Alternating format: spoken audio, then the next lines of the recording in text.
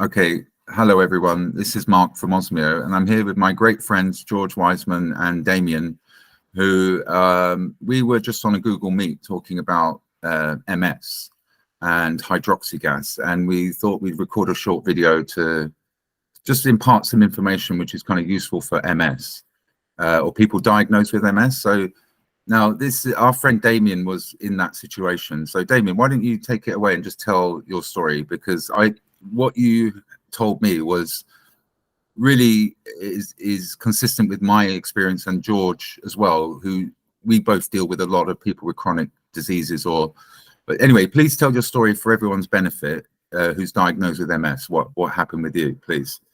Yeah, so for me it started in 2012.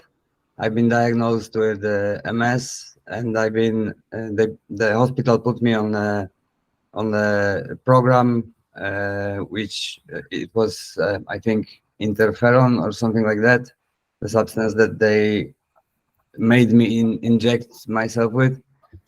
So I did it for first 2 years. I had some symptoms during those 2 years, but then I started to feel very bad because the side effects of this chemical was very severe. So I decided just to quit, don't inject myself anymore, and I started to, because I found a video of a Canadian guy in similar situation as me, and he started using cannabis, which very helped him.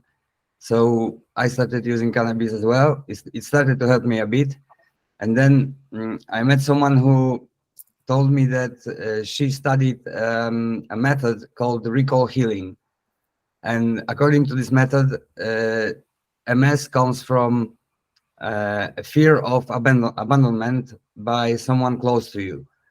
And she said that I probably have this kind of fear and I should work on it. So I obviously knew what that fear was. It was because of a bad relationship with my father. So I started to work on it very hard, like inside myself, and trying to prepare to make up with my dad, with which I didn't speak at all for a lot of years. And during this process, I started to feel way better. And then when we actually reconnected, all the symptoms were gone. I feel great now. I don't have any symptoms since a lot of years now. The doctor during the first diagnosis, the doctor told me that probably in 5 years I'll be sitting on a wheelchair. And I said, well, we'll see about that.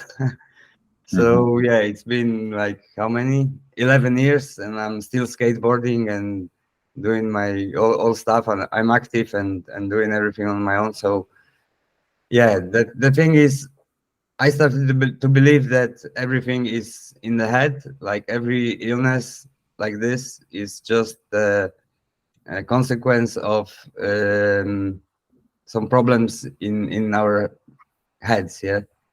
Some bad relationships. Most often, it's bad relationships with our parents or other close people. So yeah, the thing is just to start working on that. Start forgiving people. Stop blaming people.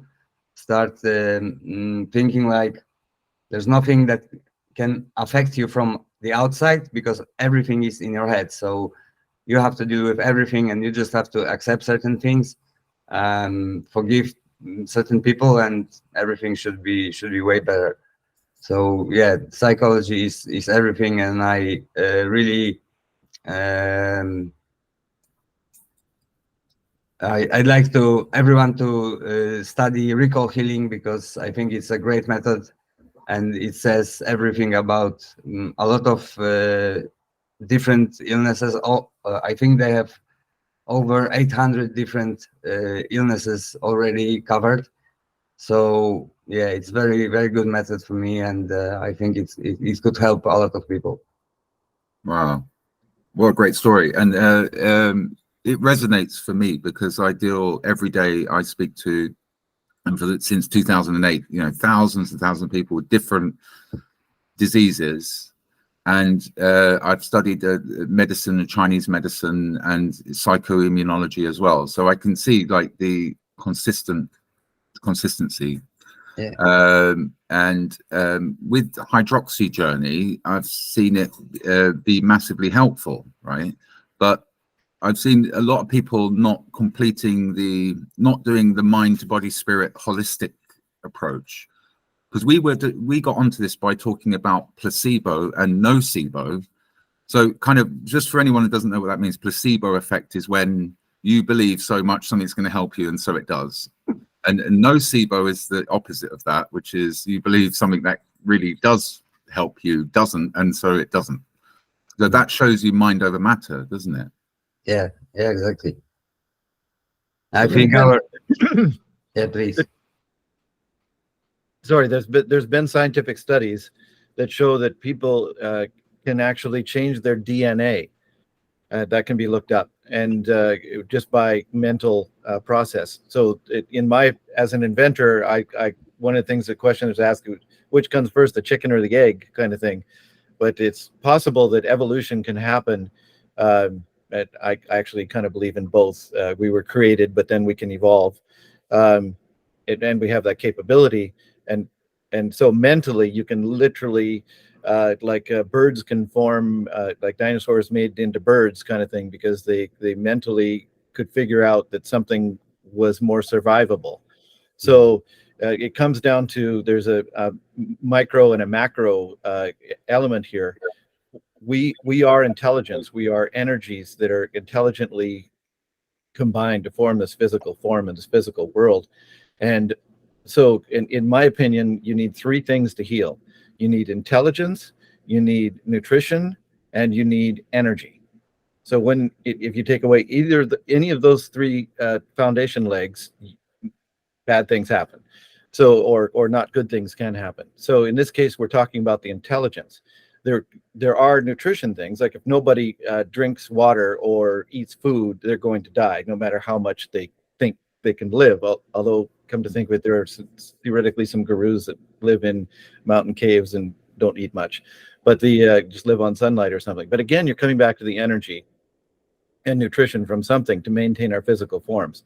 So we end up with, in our three legs, we have something that obviously is nutrition that helps, which we're generally talking about the hydroxy or HHO or Brown's gas, that kind of thing in these conversations.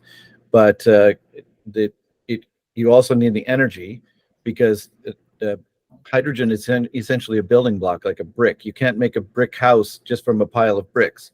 You need also the intelligence and the energy. You need to move those bricks into where it's proper, and then you need to know how and where to put the bricks to make a brick house. So we live in a what I call negative entropy. Entropy is where everything degrades into the lowest common denominator. So the entire universe should degrade into nothingness, just a gray nothingness of even energy and mass and everything. But it doesn't happen that way. When life and intelligence are applied, you actually concentrate certain things and in intelligent ways, so that we can make our bodies and the universe the way that it is. So this is all important, and comes back to definitely supports what Damian is saying, is that the people it's very important to how you're thinking. Like MS is one of those things that actually there's multiple causes, but it all comes back down to the body doing things it isn't necessarily supposed to do for optimum health of the body. And we can mentally fix things. So this is the placebo effect. If you think you can kind of thing. But you have to get into the right frame of mind for the intelligence in your body to be free to do the things that it knows how to do. And so it reminds me also of Scientology. Scientology is one of these things, they have a process that people go through to clear out old negative issues and stuff. I haven't done it, I just heard about it, kind of thing. And this is sounding exactly the same kind of thing. So obviously these mental exercises are essential to health. Even the modern medical facility, and here I didn't think I had much to talk about. The modern medical shows that a positive attitude so often makes a better patient, like a more positive outcome than somebody that's negative. It's People so can obvious. actually kill themselves to death. With the I don't like even the word placebo or nocebo. I just call it psychoimmunology, because our brains will make different hormones and chemicals. If we're peaceful and happy, dopamine, oxytocin, etc., and dopamine contains majority hydrogen, or it will make cortisol if we're anxious, stressed, unhappy. So the actual physical chemicals and hormones are different, right? But so can I ask you guys another question? Let's say, for argument's sake, this came from a fear of abandonment or abandonment issue with someone close, right? Which 100% agree with that, right? Okay, let's say it's to do with your dad, but your dad's passed away or uncontactable somehow, right? How would you do the same work in that setting? Like, for example, luckily your dad was still around and you could make up and talk to him, but what if your dad wasn't around? Like, how would you do it then? So the process of healing, I think it started even before I actually met with my dad and spoke to him. So it's still all in the head. Yeah, you can visualize that you talk to a person. You can write a letter and then symbolically burn it or something. It's up to you. It's whatever makes you believe that it's going to help you, because it's all in the belief. Actually, it's all in the faith that is going to help. Yeah.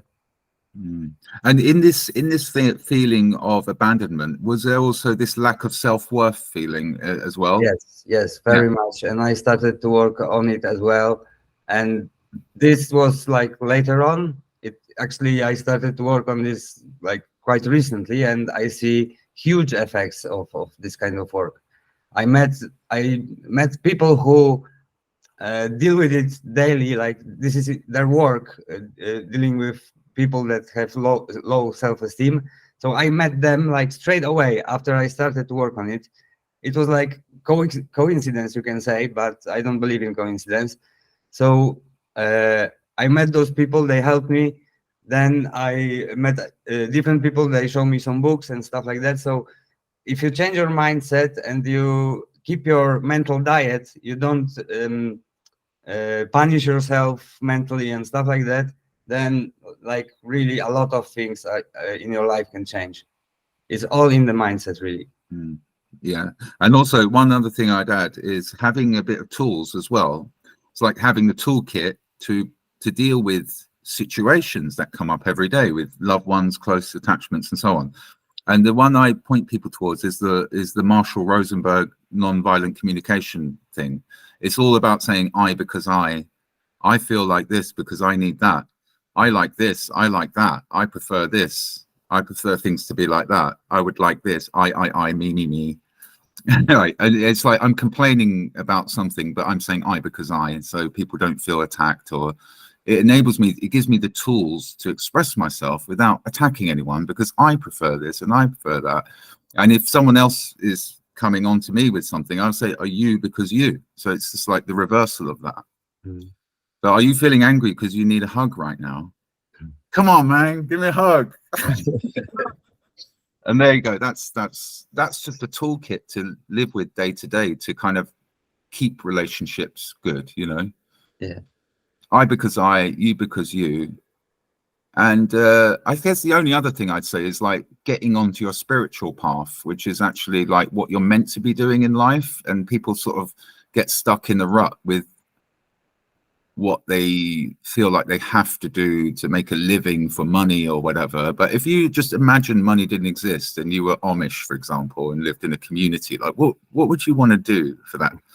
Would you want to be the baker or the candlestick maker or the hydroxy guy? You know, what do you want to be like? And just get onto that path, because you'll just, so much good energy will come back to you, right? Yeah. And George, I also believe that if we're talking about relationships, I think that people are kind of a mirror of what you are convinced they will be. So if you think that someone will hate you, if you're convinced that someone hates you, then they will really hate you. But if you change your thinking about that, if you repeat in your head long and long enough to believe it, that they love you, actually, then they will start love you. I think it works like that. Oh yeah, it's language of nature, vibe. Yeah, It's something vibe. like that. You can call it in 1,000 names probably, but Yeah. we all, What you put out there, you'll get back, generally speaking. Yes. And I've discovered, now I'm on the hydroxy or Brown's gas trip, but that's as you obvious with my cannulas. But I've discovered that it is my calling. It's what I'm supposed to be doing on the planet, and everything since I started doing it, everything works better in my life. I started out this with my ex-wife or my late wife had died, and I was $300,000 in debt and such. And when I finally got around to actually promoting and helping people with the Brown's gas, my life turned around completely, and everything I've ever needed comes to me.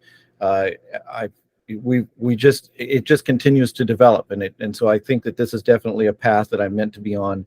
And so me personally, I can attest to that effect. Everything was going wrong in my life until I got on the path that I was supposed to be on.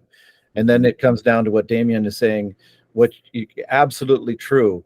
Now you can't fool yourself. If somebody really doesn't like you and you're saying to yourself they do like you, you might make mistakes that cause you pain, so you have to be realistic and not worry too much about what the other person is thinking, but you have to treat them as if they like you. You have to have the inner character to not worry about sticks and stones and turn the other cheek and mentally treat people the way that they should be treated, even if they aren't treating you the way that they should. yes. And then things turn around, because what you put out, so often you get back. That's why an eye for an eye makes the whole world blind. You can't just have retribution all the time. You have to figure out what it takes for the peace and happiness to happen. One other inside. George, one other thing I want to say, and it's kind of like my own experience a bit more. When you start to do stuff which good for the body, then it can kind of go the other way up as well. So it can be kind of like the pyramid can be top down, but it can be bottom up as well. So exactly. If I decide, I mean, at one point in my life, I was overweight, unhealthy, stressed, overworked, and all this stuff. Didn't have much time didn't do anything for myself really. So I decided to start martial arts, and I went once a week to a class, which was 2 hours a week, and I did that. And then I started to do it to 2 classes a week, and just for me, that was me getting out of not thinking about work and just doing some exercise and sweating and learning some skills. And I was like, it made me happy, which made the dopamine, which made the, you know what I mean? So with hydroxy gas, we're talking about anti-inflammatory, antioxidant thing. So it's like changing your diet, it's like working out, and it's like all the other things you can start doing today, like now. And so people in China, they do 3 times 20 minutes a day of like qigong and tai chi, which is kind of gentle exercise, but it's moving and it's energy, and an hour a day just for yourself. Like let's do that, you know. That's what I've realized, that you can learn from other cultures that have this in culturally, you know, mind, body, spirit alignment. They've got to be aligned, you know. I think the mind can completely control the body, but you have to get off your ass and move and exercise and stretch. There's no getting away from that. You have to, don't you? You have to eat the good organic, you know, vegan diet and be super healthy and, you know, whatever it is. So yeah. But anyway, guys, do you want to add any last words for anyone, say, with MS diagnosis watching this video? Is there anything else you want to say for them just before we finish recording? I don't know. Just never give up, and don't believe what the normal doctors tell you. It's all here. Yeah. Yes, I would agree with that. That the modern medical allopathic medicine is not addressing the most important things that need to be addressed. They treat symptoms, they don't cure disease. And Yeah, that's just the way it is these days. And I'm so sorry to see that. But if you can get to a doctor who actually is and do your own research, There's so many things out there that can help. And if you can step away from the allopathic, except for acute situations, if you're in a chronic situation, you probably have something that the allopathic isn't helping you with as good as some of these other things that are out there. Do your research. Great. I would just say, like, don't take life so seriously. You're in the mind of God, and you're like, I see the work, like this existence as like a spiritual testing ground for the next levels of heaven that you will go to as a spirit. And if you come back, you're back to learn the lessons that you didn't learn. So if you suffer with MS for years and years and years and don't overcome it, like Damian has, say, then he's overcome and he's kind of spiritually stronger, energetically stronger, and everyone can get support. So we run Eternal Lake Nature Reserve, which is a health and wellness reserve, free to anyone, by the way. So people can come and reach out to us if they want mind, body, spirit help and assistance, and we've got the tools and the know-how to help people.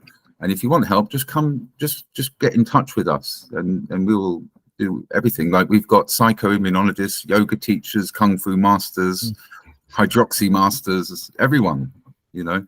We've got music and sound therapy and everything. So it's having all the tools, and just go, and people should be fine about asking for help. That's what we want to do. That's why we're here. That's our mission, isn't it? Helping people with MS and other things. So anyway, that's all I want to say. Don't take it too seriously. Yeah, I love what you said, Damian, but about forgiveness and gratitude and love. Love energy dissolves all toxic negative energy, correct? Yes, So, that's true. all right, guys. Anyway, thanks for taking the time to share this. Really appreciate that. Thank you. All right. Thank you. Cheers, guys. Bye. All right, stop.